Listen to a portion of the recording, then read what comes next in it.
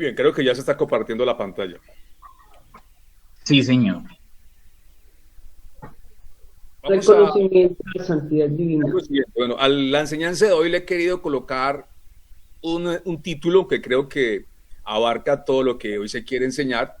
El título es este: el conocimiento de la santidad divina y su influencia en la santidad del creyente. Es decir, creo que el grueso de la enseñanza del pastor Sproul es ese: cómo el creyente puede crecer en santidad a partir de un conocimiento espiritual, de un entendimiento espiritual de la santidad divina, de conocer que Dios es santo y que Dios merece honra y honor. Eso va a generar dentro del cristiano lo que se ha llamado temor de Dios, temor santo y reverente de Dios.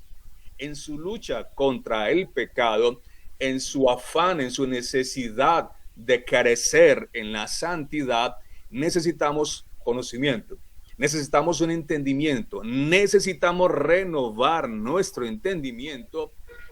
¿Con qué? Con el conocimiento del carácter de Dios, con el conocimiento del carácter santo. Si nosotros como hijos de Dios hemos de parecernos a nuestro Padre Celestial, pues evidentemente necesitamos entender, conocer cómo es que es nuestro Padre Celestial. Si tú quieres parecerte a alguien o a algo, pues necesitas mirar ese alguien o ese algo cómo es, cómo actúa, cómo piensa, cuáles son sus deseos. Ustedes encuentran fácilmente esto los muchachos de hoy en día. Algunos quieren parecerse a Shakira, entonces tienen que ir a mirar a Shakira, cómo se mueve, cómo habla.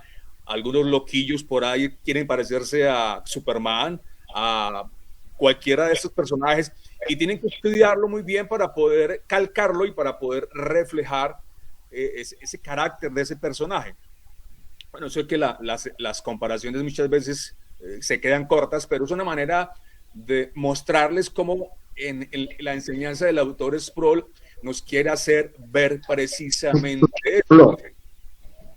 El cristiano está llamado a ser como su creador, como su salvador, como su redentor. Sed santos porque Él es santo. Y también nos dice que debemos caminar como Él anduvo, nos lo dice el autor de primera carta de Juan.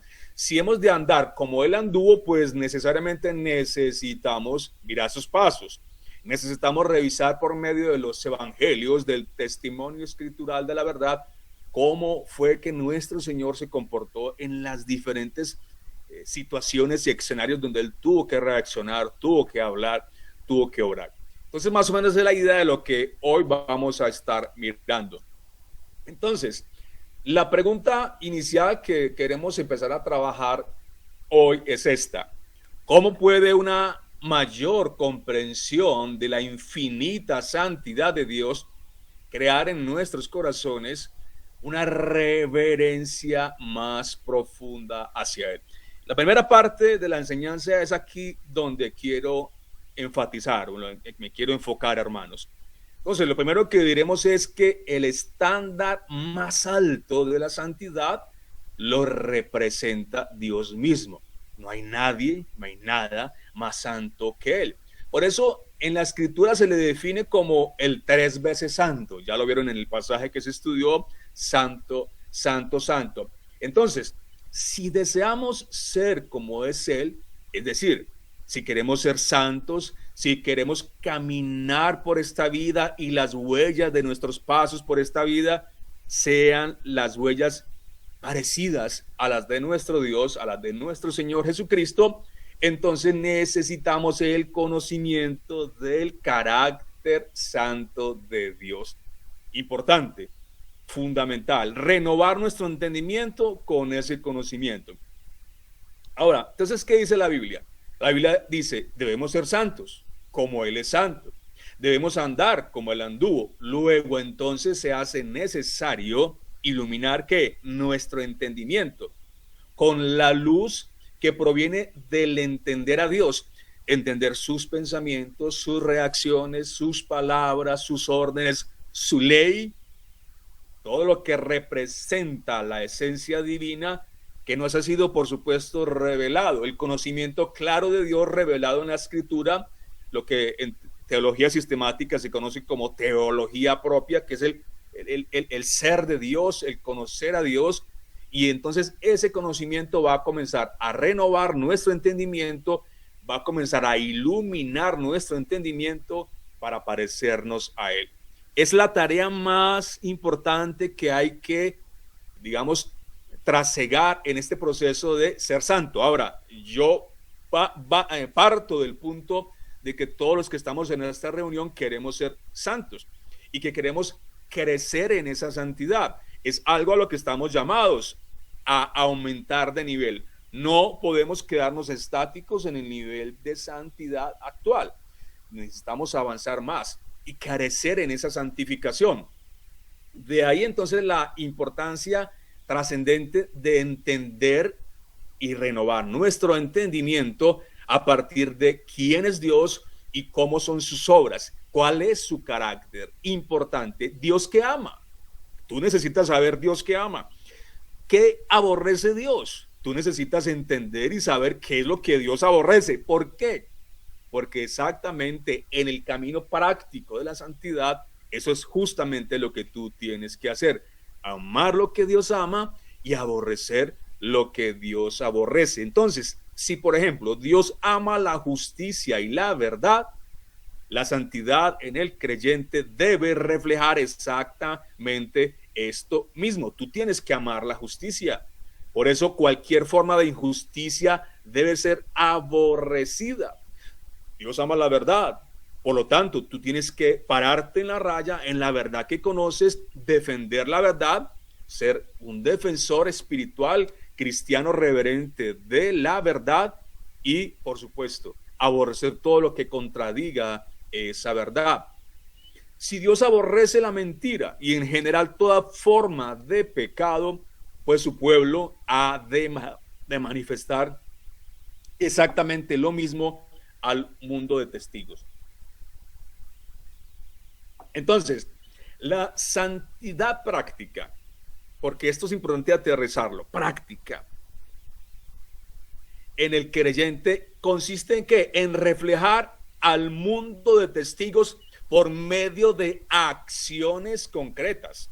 O sea, no es por allá como muchas veces pasa, yo dije o él pensó, no, aquí estamos hablando de realidades concretas. La santidad práctica se enmarca dentro del contexto de realidades o de acciones concretas. Entonces, esa santidad práctica son acciones concretas donde se estarán reflejando el amor por el bien. El amor por el bien, tal y como ese bien es definido por la verdad escritural, pero no se va a quedar ahí.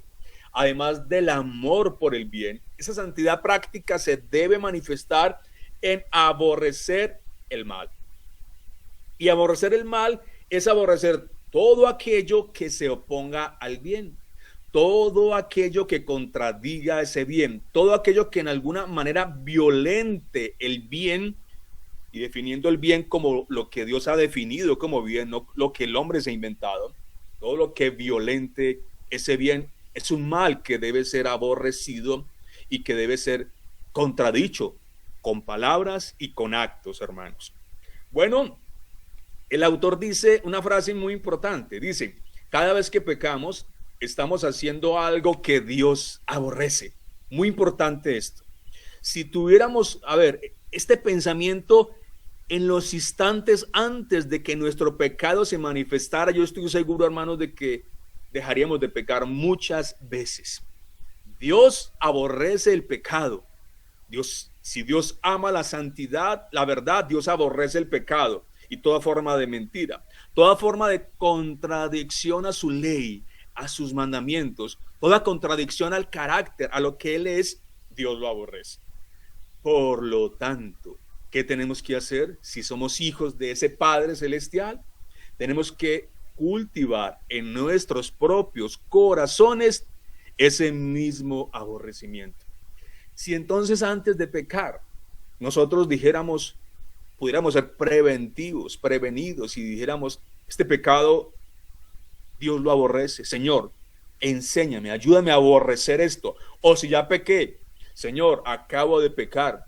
Y entonces este pecado me duele porque es una violación contra tu santidad, es una deshonra a tu nombre. Pequé contra mi esposa, sí, pero en primer lugar, ese pecado fue contra Dios, contra mi Señor, que me ha ordenado tratar a mi esposa de una manera específica. Esposa, has tratado mal a tu esposo. El Señor me ha enseñado por su palabra cómo debo tratar a mi esposo y he incumplido esa orden, esa voluntad, esa verdad revelada. Señor, aborrezco esto.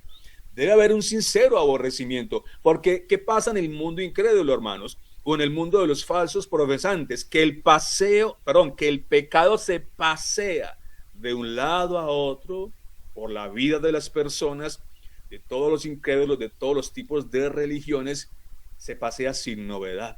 No ocurre nada. Es decir, se está tan acostumbrado a pecar y al pecado que se peca, como se dice en el dicho católico, se peca, se reza y se empata y no pasa nada.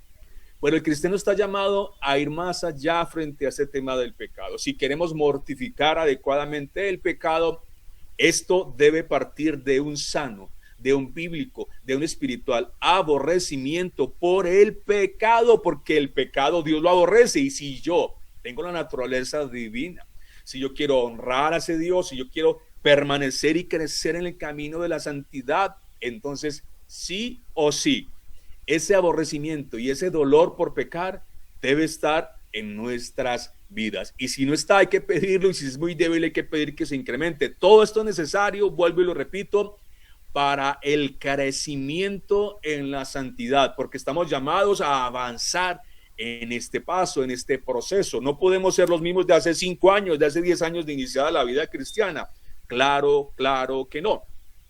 Entonces, por eso el autor dice claramente, cada vez que pecamos estamos haciendo algo que Dios aborrece. Necesitamos, hago el énfasis, necesitamos cultivar en nuestros corazones el mismo aborrecimiento que Dios tiene por el pecado. Por eso, hermanos, es necesario aumentar el conocimiento de lo que es el pecado, de las manifestaciones del pecado, porque muchas veces el pecado se camufla, el pecado se disfraza y se introduce en nuestras vidas, y hay que descubrirlo, porque el que encubre su pecado, dice la palabra, no prosperará. Entonces hay que descubrirlo, hay que destaparlo, porque él va a intentar camuflarse en nuestras vidas. Él va a intentar esconderse por allí en un oscuro rincón, por allí en un lugar donde tú no lo puedas percibir.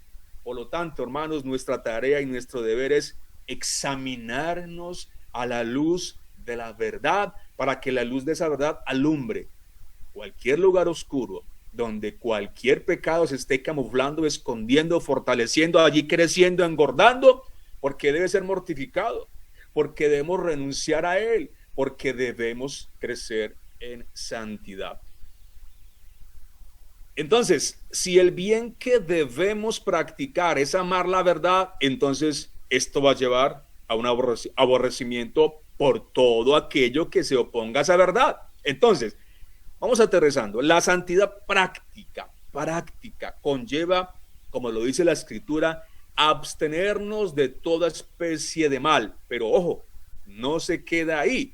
No solamente se abstiene de toda especie de mal, sino que da un paso más para ejecutar, para llevar a cabo aquellas buenas obras que Dios preparó desde antes de la fundación del mundo para que anduviésemos en ellas. Hay unos pecados que son pecados de acción, ¿sí? o de comisión. Yo hice esto, una acción que cometí es pecaminosa. Listo. Pero recuerda que la Biblia habla de otro tipo de pecado, y es el pecado por omisión. Omisión es omitir algo que Dios claramente expresa en su palabra. Si yo debo hacer algo, tengo una responsabilidad como creyente frente a la iglesia, frente a mi familia, frente al evangelio, etcétera, etcétera, etcétera. Y si yo omito llevar a cabo y practicar eso, hermanos, ahí está el pecado. Y esto es una lucha que tenemos, porque muchas veces las personas llegan al cristianismo y cambian su conducta, y eso está bien, porque el cristianismo lleva a un cambio en la moral, el significado secundario, como ustedes estudiaron el significado secundario de santidad es rectitud moral.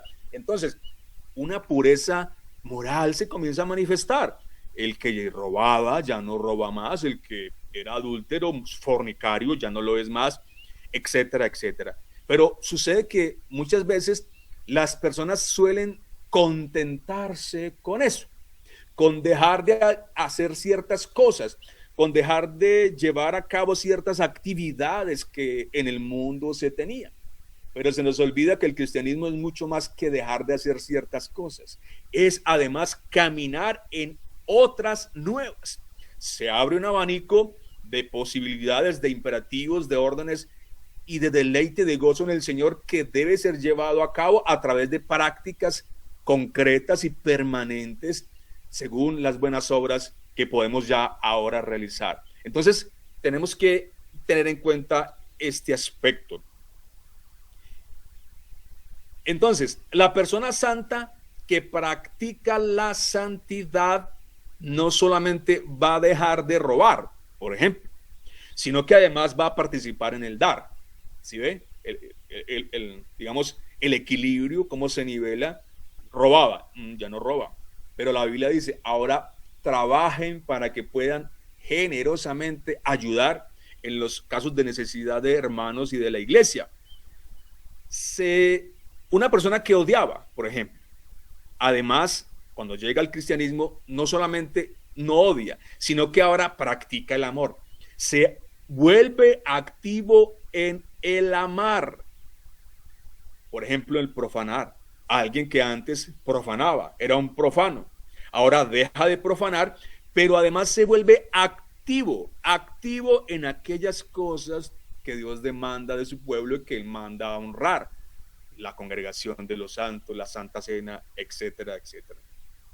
Entonces, en alguna ocasión, nuestro Señor, hablando con los fariseos, mire lo que les dijo. Vosotros sois de vuestro padre el diablo, y los deseos de vuestro padre queréis hacer. ¿Por qué traigo a colación en este momento, en este versículo? Ustedes notan como una especie de ruptura en la argumentación que estoy dando, porque he abierto otro panorama que quiero que enfaticemos ahora. Queremos ser santos como Dios lo es. Eso es lo que estamos analizando según este título. Queremos ser santos como Dios. Por lo tanto, necesitamos conocer a Dios, y una parte importante de Dios es lo que Dios desea. Necesitamos conocer los deseos de Dios. Y traigo este ejemplo de los fariseos con el Señor, porque miren lo que les dice el Señor Jesucristo. Ustedes tienen un padre. Ese padre no es Dios. ¿Por qué? Porque los deseos de vuestro padre son los que quieren hacer, y vuestro padre es el diablo. Porque el padre de mentira es el diablo, y ustedes son mentirosos. Elemental, mi querido Abson. Como dice por ahí un dicho, ustedes tal vez lo recordarán, hijo de tigre sale pintado. Entonces, esa naturaleza divina, si está en el nuevo hombre creado según Cristo, en el cristiano, esa transformación obra desde adentro, hermanos, desde los deseos. Hay una renovación en nuestro entendimiento que nos lleva a hacer un cambio en los deseos. Ahora yo deseo hacer otras cosas. ¿Por qué entonces los hombres son incrédulos? Los hombres incrédulos son hijos del diablo. La respuesta, según el pasaje que acabamos de leer, es porque hacen las obras del diablo, porque practican la maldad del diablo. Entonces, esto es muy importante para nuestro proceso de santificación. Si el diablo vino para hurtar, para matar y para destruir, entonces aquellos que son semejantes a él por naturaleza van a hacer lo mismo. Y si esto funciona de ese lado del diablo y sus deseos, pues funciona del lado de acá. Lo opuesto también funciona de la misma manera. ¿Cómo así? La característica de un hijo de Dios es que actúa, y aquí resalta esa palabra, actúa, o sea, obra, no solamente piensa hacerlo, sino que se desempeña de esa manera, obra como su Padre Celestial, piensa, desea, obra como lo hace Él. Claro, dentro del contexto de lo revelado por la palabra de Dios y que está sustentado en la ley que debemos obedecer. Entonces, en ese sentido, no nos ha dejado el Señor abandonados o solo. Él nos ha dado suficiente información, lo que es su revelación especial en la palabra de Dios y en Cristo para poder actuar y poder obrar de esa manera. Dios mismo entonces nos vino a modelar la conducta santa. ¿Cuándo? Bueno, hace 2000 años. La segunda persona de la Trinidad, nuestro Señor Jesucristo, tomó forma humana, se encarnó con el propósito fundamental de cancelar nuestra deuda con el pecado, pero para el tema que nos ocupa hoy, para mostrarnos cómo es una vida que agrada al Padre. ¿Tú quieres agradar al Padre? Tú eres hijo de Dios. Por lo tanto, deseas eso. Debes ver y debes mirar el modelo máximo, Jesucristo. En Mateo 17:5 dice esto: mientras él aún hablaba, una nube de luz los cubrió. Y aquí una voz desde la nube que decía: este es mi Hijo amado, en quien tengo complacencia. A él oíd. Repaso esta palabra, es muy importante. Este es mi Hijo amado, en quien tengo complacencia. En quien tengo complacencia porque él hace mi voluntad. Pregunta para todos nosotros: ¿se puede decir de ti y de mí que nuestro Padre Celestial se complace con nuestros pensamientos, con nuestras palabras y con nuestras acciones? Si bien nuestro cumplimiento de la voluntad divina está muy lejos, pero muy lejos del ejemplo perfecto de nuestro Señor Jesucristo, en las huellas que dejan nuestras pisadas por los senderos de esta vida, hermanos, se debe reflejar el carácter de Cristo. Eso es santidad práctica. Bien, en la siguiente, miremos que entonces el material nos hablaba de un significado primario de la santidad. Decía que la santidad es separación o estar apartado. Quiero ahora trabajar un poco este significado primario. Entonces, partamos de Dios. Dios separado, ¿cierto? Cuando se trata de Dios, cuando se trata de Cristo, Dios en la carne, las acciones que enfatizan una vida santa están en lo siguiente: son diferentes a cómo camina el mundo. La santidad entonces se refiere a un camino apartado de los estándares del mundo, esa esfera donde Satanás gobierna. Entonces, de esa manera, si el mundo ama la mentira, si el mundo aborrece la verdad, la santidad nos dice que debemos apartarnos de este parámetro y ejecutar en nuestras vidas justamente lo opuesto. Es decir, amo la verdad y aborrezco la mentira. Y recuerde que esto es mucho más que decir cosas. Esto es mucho más que tener planteamientos teológicos y expresarlos con argumentos bíblicos y palabras, que eso hay que hacerlo y está bien. Pero esto va más allá. Tú puedes, hermano, aborrecer la verdad con la práctica. Tú puedes, hermano, amar la mentira con hechos concretos. Y es lo que queremos enfatizar, porque es que pensar una cosa, decir una cosa, pero hacer esa cosa es muy diferente. Bien lo dice el texto, ¿no? Profesan conocer a Dios, pero con sus hechos lo niegan. Oh, yo creo en Dios, yo creo en las doctrinas bíblicas, yo soy reformado, y eso está bien, hermanos.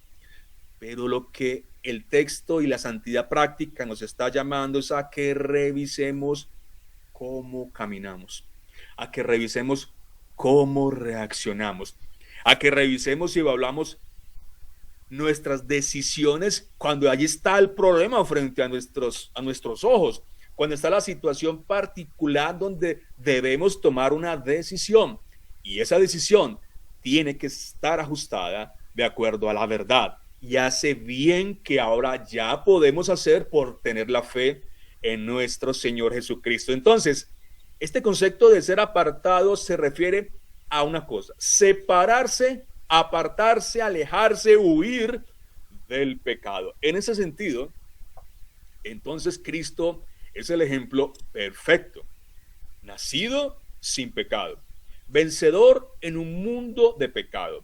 Su ejemplo entonces quedó registrado en la Escritura para que imitemos su accionar. ¿Qué aprendemos de Jesús, hermanos? Aprendemos a tratar con los contradictores, a tener misericordia del pecador, a honrar las cosas sagradas, a reaccionar santamente, bíblicamente ante la tribulación, a cumplir con los mandatos de Dios, a despojarse a nosotros mismos para servir a la humanidad caída. De él aprendemos el máximo ejemplo de amor y de servicio en obediencia, y una obediencia, como se lo relata el Evangelio, hasta el sacrificio. Anclado entonces a este significado primario de la santidad, lo que estamos viendo, la separación, entonces encontramos el siguiente concepto: Dios es trascendente. Dios es trascendente. Recuerden, eso está anclado a ese primer significado. Y cuando se hablaba de la trascendencia de Dios, entonces se decía, Dios es más alto, Dios es superior a cualquier cosa en la esfera de las criaturas. Dios está por sobre y más allá de lo común. Y es esta idea entonces, hermanos, que el autor quiere enfatizar cuando hablamos de ese significado primario. Entonces, Dios debe ser honrado, ¿cierto? Debe ser reconocido como lo que es. Debe ser adorado por aquellos que estamos llamados a rendirle culto y honor, por sus atributos, por sus decisiones, por su ley, por su carácter, por el solo hecho, hermanos, de ser Él, el creador de todas las cosas.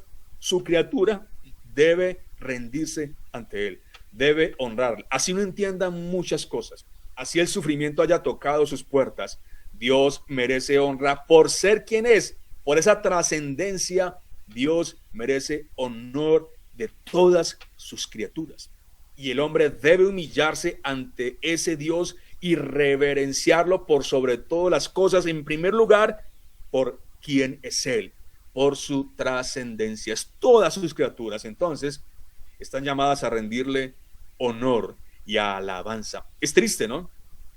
Ver cómo las criaturas en general, los seres animales, etcétera, hacen justamente aquello para lo cual Dios los creó. Un gato actúa según su naturaleza y está programado como Dios lo programó, y él obedece y él hace exactamente eso. Entonces es triste que el ser humano se haya rebelado contra ese propósito divino que Dios quería para esta criatura especial llamado el ser humano y el hombre. Haya alzado su mano en rebeldía, se haya entronizado sobre su vida y haya desplazado a Dios del trono de su vida. Es triste, y esa es la realidad del pecado. Pero la santidad práctica busca que se recupere eso, que se vuelva al estándar original donde el hombre reconocía a ese Dios trascendente por lo que él era, separado de todas sus criaturas, más allá de todas las cosas, y por eso merece honor. La santidad práctica entonces en el cristiano surge del entender, y ojo con esta expresión, entender espiritualmente. Y cuando yo hablo de espiritualmente, estoy hablando de algo más que del intelecto. Entender espiritualmente es una vida concreta, son las acciones concretas. Entonces, esa santidad práctica es un entendimiento espiritual de esa trascendencia. Y desde el punto de vista, el autor nos habla entonces del temor de Dios. Y es otro tema que el autor trata, pues obviamente superficialmente, porque el tema del temor de Dios es un tema que se presta para muchas horas. Pero resumidamente yo diría que el temor de Dios en esa esfera donde los hombres necesitan avanzar en la santidad es los hombres redimidos por Cristo actuando de la manera como Cristo actuó. Porque yo no puedo definir de otra manera la santidad sino en el andar de Cristo, en el caminar de mi Señor y Salvador. El autor decía, lo que hace que algo sea sagrado o santo es el toque de Dios. Y uniendo esta frase al concepto del temor de Dios, entonces encontramos que solamente su pueblo puede honrar a su Creador. ¿Por medio de qué? De honrar aquellas cosas que fueron santificadas desde antes por su voluntad. Aterricémoslo un poquito, porque esto hasta así es como un poquito así etéreo. Vamos a mirar ¿El día del Señor es santo? Sí, ¿cierto?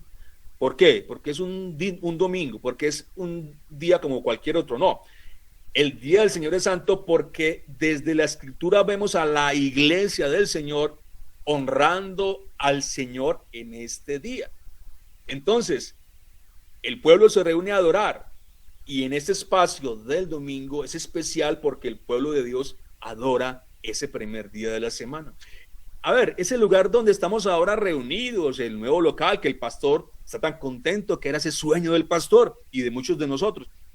Ese lugar allí es santo por esas 4 paredes, por esas sillas que se pusieron. No, ese lugar es santo más allá de lo físico porque la actividad que está realizando la iglesia es una actividad que corresponde a una orden, a un mandamiento, a una instrucción clara de la Escritura. Su pueblo debe reunirse, su pueblo debe congregarse y si se reúne al pie de una cañada, de una quebrada, un potrero, ese lugar será santo por la actividad que la iglesia de Dios está haciendo en ese día. Dios entonces santifica lo que Él ha querido santificar y nosotros debemos honrar lo que Él ha dicho que se debe santificar. Otro ejemplo, el matrimonio. Dios santificó, extendió un manto sagrado sobre el matrimonio desde el principio, desde la creación. Por lo tanto, la Escritura dice, honroso sea en todos el matrimonio y el lecho sin mancilla. Pero a los fornicarios, a los adultos, a Dios. Bueno, hermanos, en el aspecto práctico de la santidad que nos ocupa, entonces se debe enfatizar, como lo decía el autor, la adecuada reverencia de Dios en nuestras acciones y palabras. Entonces, la santidad, hermanos, no puede ser un concepto por allá abstracto, elevado, por allá para mentes superiores. No, no, no. Hay que aterrizar el asunto y vivir cada día, cada hora, cada segundo con la perspectiva de que un Dios infinitamente santo nos ve, de que ese Dios nos observa y que está atento a nuestras acciones. Y hermanos, que esto nos sirva para esa santidad. Tarde que temprano seremos juzgados por lo que hagamos o por lo que dejemos de hacer. Entonces, Dios juzgará incluso a su pueblo. Por lo tanto, debemos tener presente que en esa omnipresencia de Dios, en esa omnisciencia de Dios, Dios lo conoce todo y ve todas nuestras acciones. Él lee nuestro corazón y nada está oculto ante sus ojos. Por lo tanto, hasta un pensamiento, hermanos, que hayas tenido hoy, un pensamiento contradictorio de la verdad y de la voluntad de Dios, Dios ha tomado nota de eso. Hay que arrepentirnos entonces. Hay que tomar nota de que ese ojo escrutador nos observa y que debemos responderle algún día por nuestras acciones, sea por lo que hicimos o sea por lo que dejamos de hacer. Muy importante esto. Entonces, en el tema de la santidad práctica debemos examinar algo. ¿Por qué fuentes sale nuestro pecado? Porque si la santidad está relacionada íntimamente con el pecado, yo no puedo separarlo. Santidad es dejar de pecar. Entonces, debemos mirar por qué fuentes nuestro pecado está saliendo. Recordemos que el pecado sale por diferentes fuentes. La primaria, la básica, es la mente. Por eso la Biblia nos llama a renovar nuestro entendimiento, pero a través también de palabras. ¿Cuántas veces con palabras pecamos, hermanos? Pero reacciones, ¿cuántas veces las reacciones no santas se presentan como una mancha oscura en nuestras vidas? Pero también los sentimientos, hermanos. Muchas veces nuestros sentimientos están mal en algunos aspectos y ahí está el pecado, pero también en hábitos, y los hábitos son conductas repetitivas en las que uno está ahí y dele y como que la conciencia no lo ha acusado para terminar y cortar con ese hábito. Pero también, hermano, esa fuente por donde el pecado también puede salir y ser expulsado es la conducta, que es el último eslabón, ya la práctica constante y verdadera. Así, hermanos, que nuestra vigilancia para este crecimiento santo en santidad debe enfocarse desde el mismo instante en que usted y yo nos apercibimos de un mero pensamiento impuro. Ahí está, hermano, desde ese núcleo, de esa parte primaria. Una reacción no santa. Allí está mi reacción. ¿Qué pasó? ¿Por qué reaccioné de esa manera? Esta reacción no es santa. Aquí hay un problema. Aquí hay un pecado. Tengo que combatir esto. Debemos desarrollar entonces, hermanos, yo lo llamaría algo así como sensores espirituales.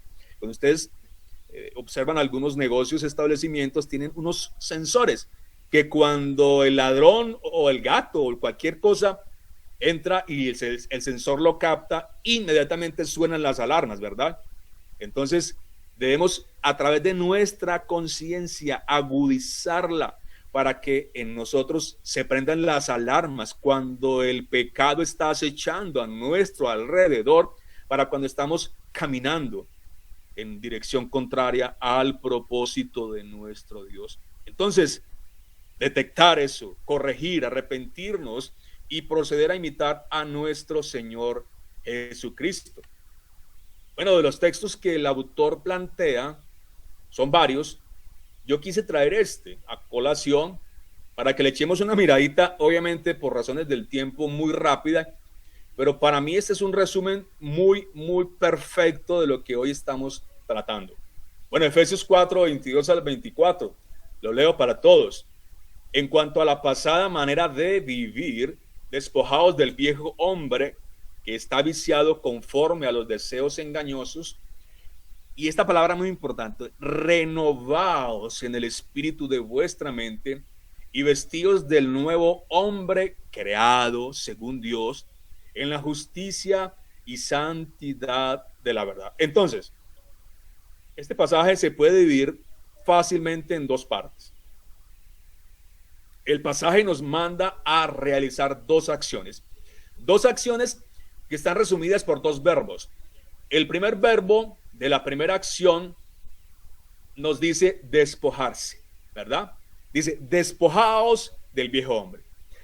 Pero la segunda acción está allí en el verso 23, con la expresión renovaos. Entonces, despójense y renuévense. Estas dos palabras nos podrían resumir bien la enseñanza. Entonces, el cristiano, en el camino de la santidad práctica, en el temor de Dios, en el honrar a un Dios trascendente y en aterrizar este concepto de la santidad, debe el ser cristiano realizar dos acciones. Debe caminar en ambas direcciones. Por un lado, renunciar a toda especie de mal, ese mal que aún mora en nuestros miembros. Pero por otro lado, se debe partir de la verdad revelada. ¿Para qué? Para renovar nuestros pensamientos. Esa expresión, mente, se refiere a pensamientos y hay que renovar esos pensamientos y llevarlo después a práctica, a la práctica de la justicia y la santidad en la verdad, como lo dice el texto. Y aquí es muy importante esta expresión, renovados en el espíritu de vuestra mente. En esta charla que estamos teniendo por la providencia de Dios, estamos haciendo justamente eso. Estamos aquí meditando en algo importante para nuestras vidas y nuestro camino de la santidad, nuestro crecimiento en la pureza cristiana. Al meditar en estas cosas, al hacer el trabajo que ustedes hicieron de leer los textos, ¿qué estaban haciendo? Estaban en esta práctica perfecta y precisa, renovando el espíritu de su mente. Hermanos, todo comienza aquí en este depósito de nuestros pensamientos.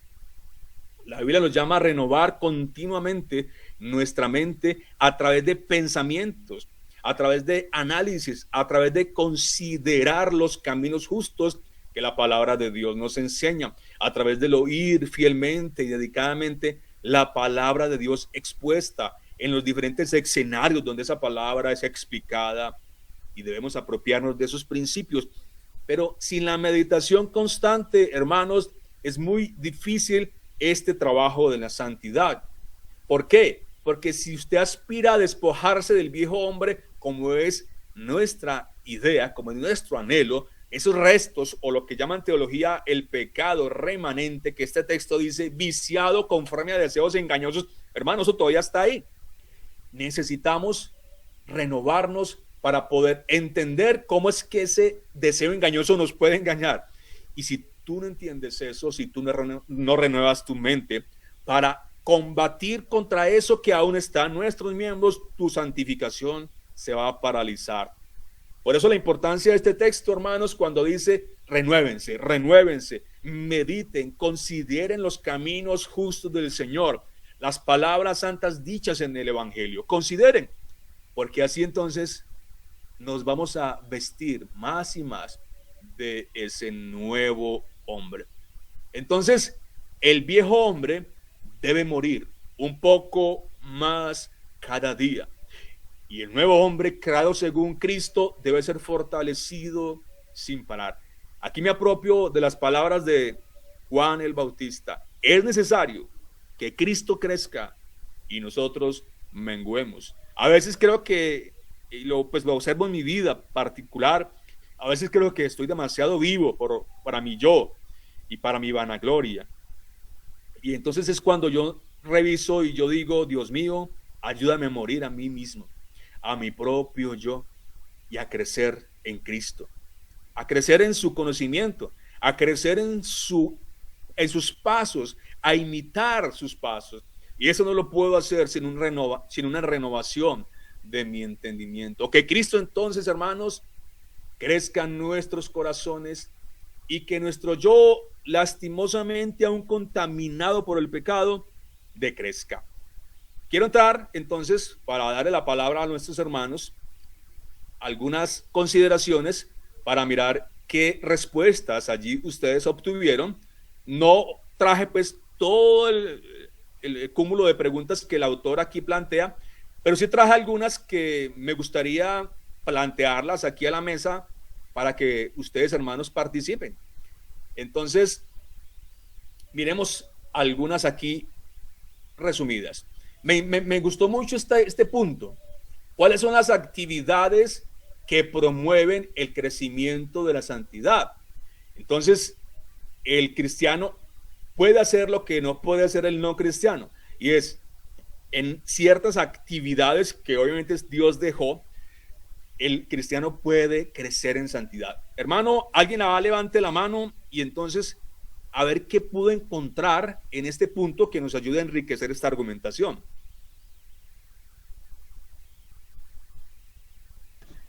Día uno.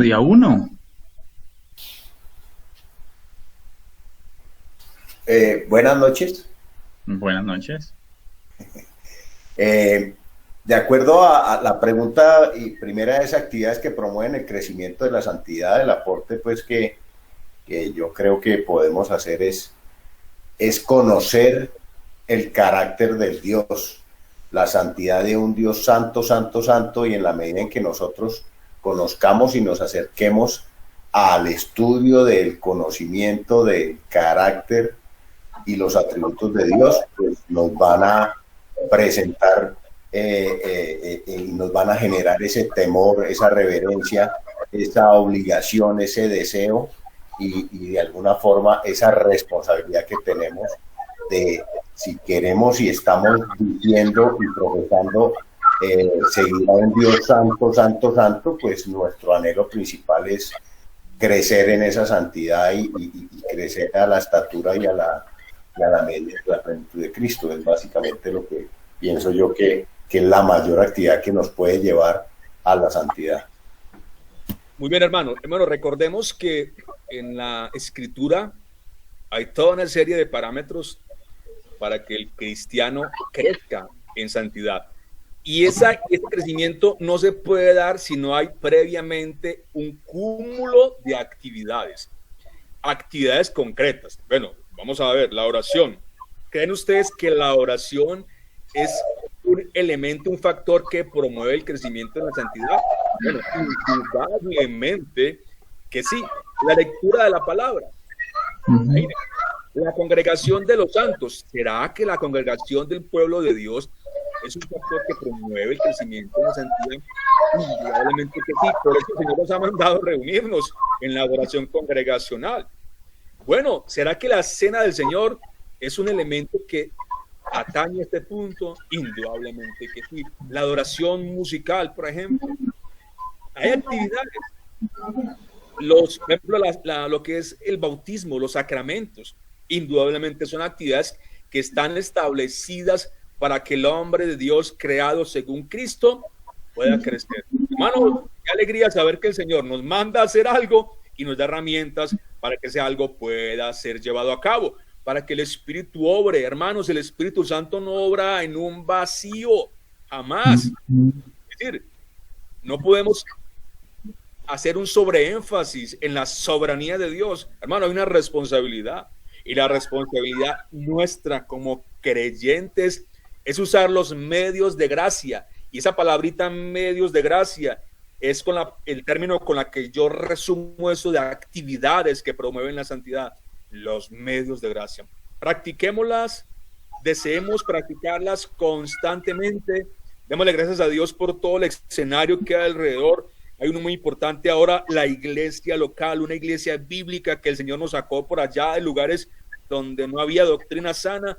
Démosle gracias a Dios que estamos en un lugar ahora de sana doctrina donde con toda certeza, con toda seguridad, se está promoviendo el crecimiento de la santidad con ese mensaje que el Señor da allí al pastor y a los hermanos.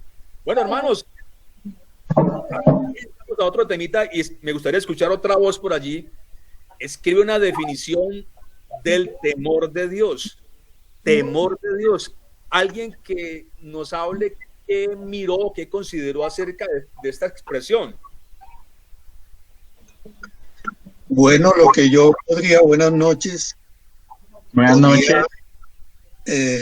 Definir, según lo leído y oído, es aquella actitud que debemos tener luego de un conocimiento o de un apropiamiento de lo que es Dios, una persona o una criatura con un poder tan grande, con una sapiencia tan grande, que compararse uno con él, uno siente algo que lo repele por primera vez, y digo, es que yo no soy nada en comparación con este Dios que es soberano, que es todopoderoso, que es sapiente al máximo,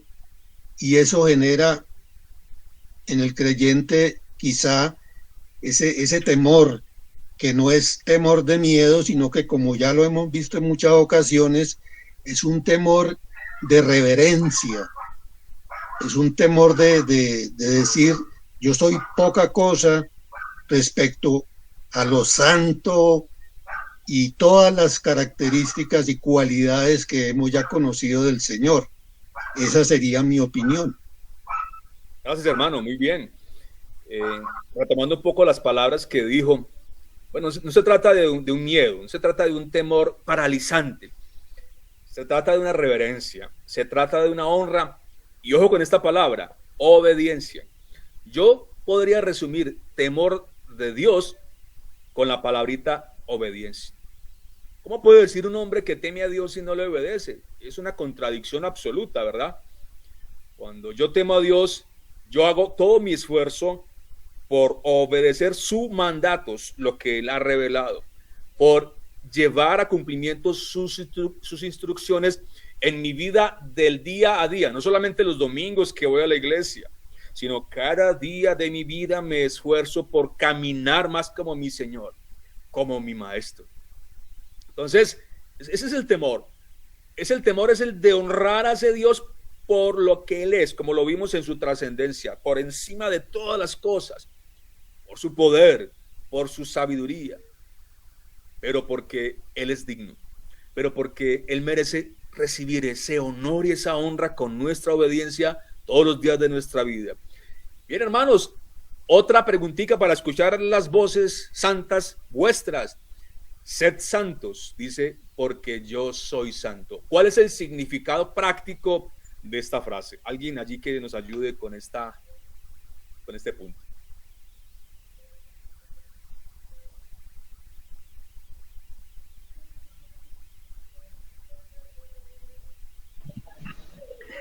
Sí, buenas.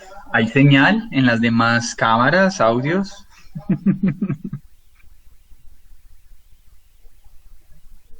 Bueno, pastor, entonces, bienvenido a la... Bueno, mis hermanos, en lo personal, creo que este texto, porque realmente es un texto bíblico, ha sido muy beneficioso para mí en dos sentidos. Primero, muestra la obra de Dios y segundo, la responsabilidad del hombre. Nuestra responsabilidad en el sentido de que todo creyente, por la operación sobrenatural del Espíritu Santo, tiene la obligación de ser santo, porque es un representante, es un embajador de un Dios santo. Nuestra conducta, nuestro actuar, nuestro pensar, nuestro sentir debe ser conforme a aquel que nos salvó y nos rescató por gracia. Entonces, este texto nos manda a actuar conforme a la naturaleza que se nos ha dado. Pero este texto también se ha mal utilizado para generar terror en la gente. De, mira, tú tienes que ser santo porque Dios es santo y si no eres santo, entonces no estás agradando a Dios. Mis hermanos, este texto también es de ánimo para el creyente, porque el sentido correcto del texto es, sean santos. Pero ¿saben por qué van a ser santos? Porque yo, su Dios, soy santo. Y yo les doy lo que necesitan para poder ser lo que les ordeno que sean. Así que nos muestra nuestra tarea, pero nos da la razón primaria por la que podemos ejecutar esa tarea, que nuestro Dios, nuestro Salvador es santo y nos ha dado todos los recursos para vivir conforme a esa santidad que Él espera de nosotros. Amén. Bueno, agregar más a esa explicación sería necedad mía. Bueno, hermanos, Camilo Torres, a ver, levánteme la mano, Camilo Torres, por favor. Dígame, ¿qué respondería usted o qué respondió a esta preguntita? ¿En qué sentido no podemos ser santos como Dios? ¿En qué sentido sí podemos serlo? Camilo, ¿qué nos diría?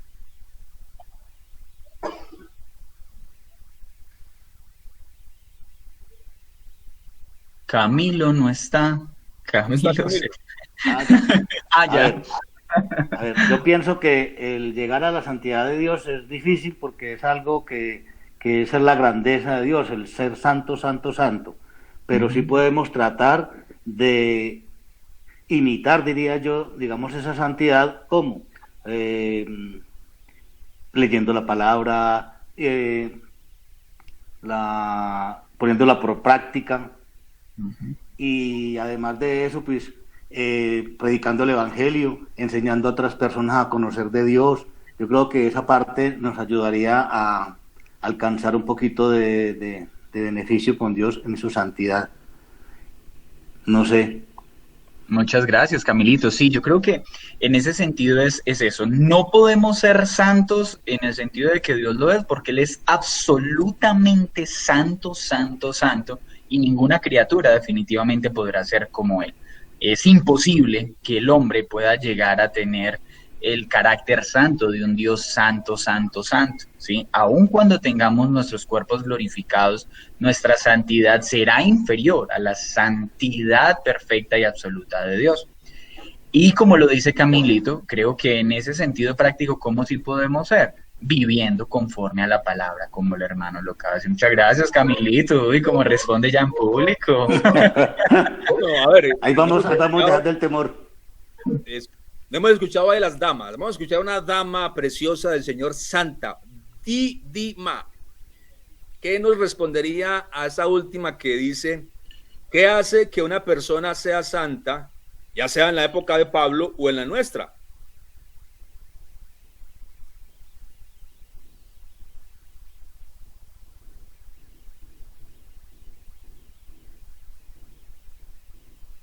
Hola, Didi.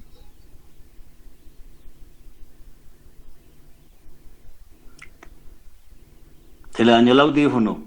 Yo creo. ¿Alguna mujer que quiera voluntariamente hacer un aporte a esta pregunta? Una valiente del Señor.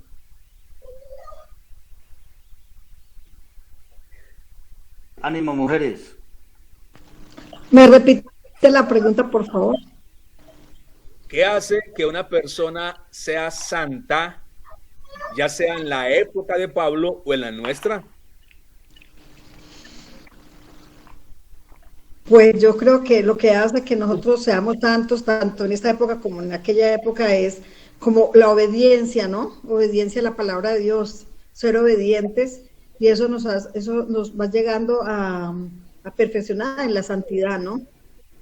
¿Y Esa qué es mi- produce en nosotros ese deseo de ser santos?